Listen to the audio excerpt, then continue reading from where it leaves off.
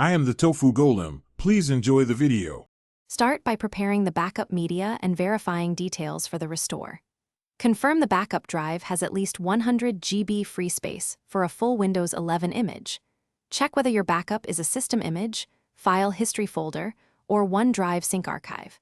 Keep your Microsoft account signed in and have your product key available if required for reactivation.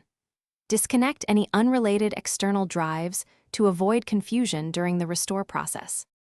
Next, boot into the Windows recovery environment to begin the restoration.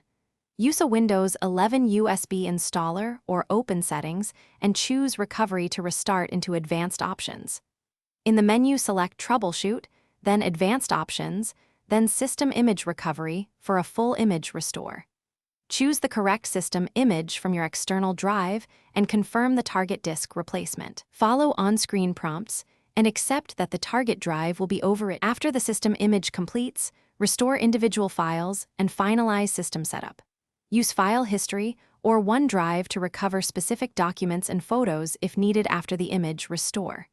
Reinstall or update device drivers and run Windows Update to apply security patches and driver fixes. Check that Windows 11 boots normally and that critical applications open correctly.